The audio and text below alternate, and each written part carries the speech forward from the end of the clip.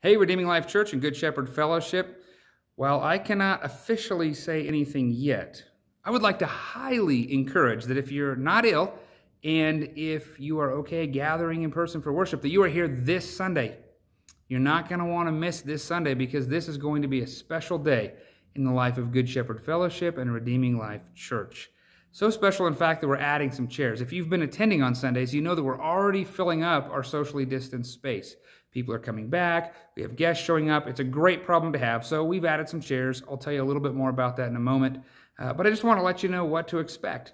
If you've been coming on Sunday, it's going to be really the same as you would know with just some minor additions. If you haven't, I'm going to show you how we are dealing with coronavirus and some safety. Also, if you've been participating with us in some way online, we have this little camera back here, and we're trying to move the ball forward every single week, trying to make that better and better. Now the camera can turn, and the reason it's going to need to turn is because Pastor Mike is going to be preaching from the pulpit, and I'm going to be preaching from this lectern, and we're going to be two preachers preaching one sermon together. I hope you're praying for us. That could go really great, or it could be just really fun to see. I think it's going to go great. We will also be signing some documents. I wonder what that's about. And we're going to take the Lord's Supper, and we've been researching safety. We're going to explain how we're going to do that together. We're going to have some individuals taking the Lord's Supper in a tray. You won't be touching things, mask, gloves, double stacked. I mean, it's going to be safe, so we can take that together. We have also added some chairs to the stage. Now, those chairs are not for you. Those chairs are for our special guests. If you'd like to sit up there sometime, I'm sure we could arrange it, although that would be weird. You might have also noticed when I showed you, we had a bunch of wires and things. That's because we're trying to improve what we're doing online. We're trying to work with the worship. We're going to just keep working on that, and hopefully it just gets better and better. Now, here's the chairs I'm talking about. You'll notice we have chairs now up against the back wall. Well, this is the aisleway. So we would ask that you would just fill these chairs last. Let people come through the aisle safely, socially distanced, and then we'll put people in those chairs. Now, if you haven't joined us, you might have noticed that all of our seats are really spread out. If you sit in this seat right here, and someone sits in that seat down there, you're 6 feet apart.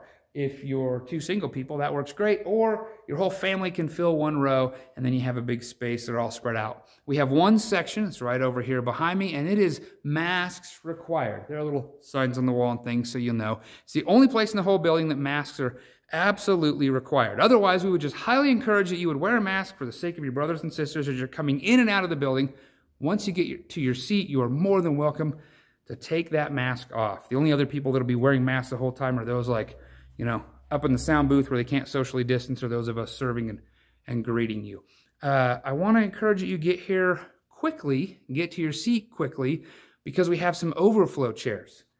Now, as far as plastic seats go, these are pretty good, but you're not going to want to be sitting out here in a plastic chair when you could be sitting in there in one of those big comfy seats, right? So I would just encourage you, get here early and get to your seat. And that brings me to this last thing, and I hate talking about it, but we cannot congregate in the building. This lobby's not very big, and if we stop and start chatting, then we can't socially distance very well around the space. Even with masks on, if you're here in this lobby, it's hard for people to get around you. So we would ask that you would fellowship outside and hang out outside and share good jokes outside and see how people are doing outside, and then come straight through. We'll have the doors propped open so you don't have to touch them, and just go right to your seat. And then once you're in your seat, shout across the room, "Hey, Bob, how you doing?" Right?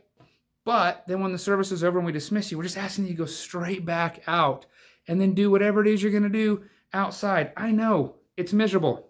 Try being in Pastor Mike and my shoes. We don't want to be the ones that have to constantly be enforcing that. We want to fellowship with you too. So this just makes it a lot easier for us. And you've been doing great with all of this. Redeeming Life and Good Shepherd, wow, thank you. You've made it much easier for us.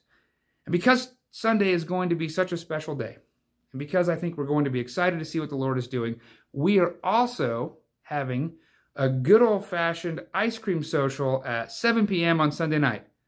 Except it's not going to be a good old-fashioned ice cream social because they'd scoop up the ice cream and ice cream toppings. It'd be a big mess. No, it's going to be a COVID-modified ice cream social.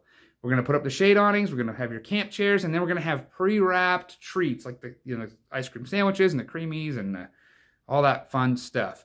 But come and just plan on joining us and hanging out and celebrating what the Lord is doing.